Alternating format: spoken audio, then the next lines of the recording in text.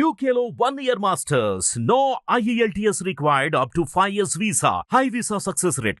Sir ఇది ఇప్పుడు మనం తెలంగాణలో సెక్రటేరియట్ ముందు రాజీవ్ గాంధీ స్టాచ్యూ పెట్టారు, రేవంత్ రెడ్డి గారు దాన్ని ఆవిష్కరించారు. సో ఇప్పుడు ఏదైతే బీఆర్ఎస్ నేతలు ఏమంటున్నారో మళ్ళీ మేము మా ప్రభుత్వం వచ్చిన తర్వాత ఆ స్టాచ్యూని మేము రిమూవ్ చేస్తామని అంటారు.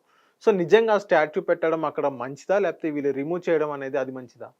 అదేదో రాజశేఖర్ సినిమా ఒకటి శివయ్యో ఏదో సినిమా చూసాం.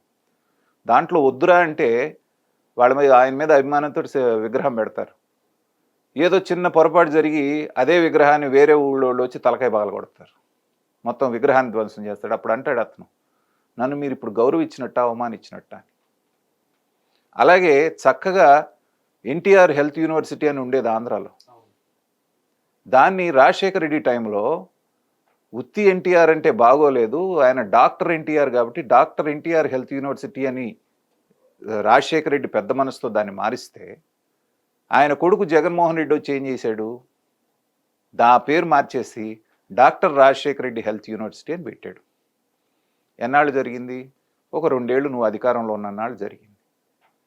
ఎలక్షన్ రిజల్ట్స్ వచ్చిన వెంటనే తెలుగుదేశం కార్యకర్తలు ఏం చేశారు, వెళ్ళి కాళ్ళతో తన్ని పగలగొట్టారు ఆ నేమ్ ప్లేట్ ఏదైతే పేరుందో. మళ్ళీ దానికి ఎన్టీఆర్ హెల్త్ యూనివర్సిటీ అని పేరు పెట్టారు. మీ నాన్న నువ్వు గౌరవించినట్ట అవమానించినట్ట? రాజశేఖర రెడ్డి పేరుని కాలుతో దన్నేటట్టు చేసావుగా నువ్వు.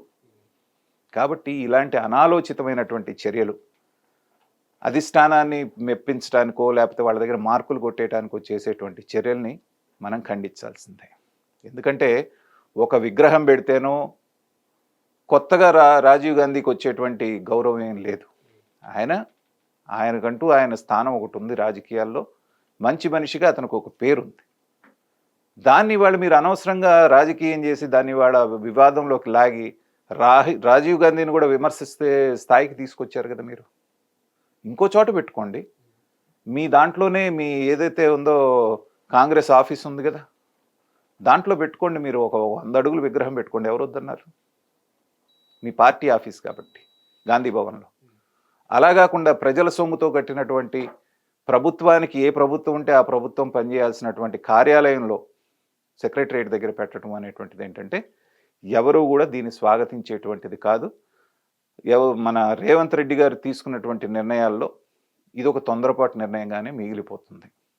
బీఆర్ఎస్ వాళ్ళు ఒక పార్టీ వాళ్ళు చేశారనేది కాకుండా మాలాంటి రాజకీయ విశ్లేషకుల దృష్టిలో కూడా అది సరైన చర్య కాదని నేను చెప్తాను.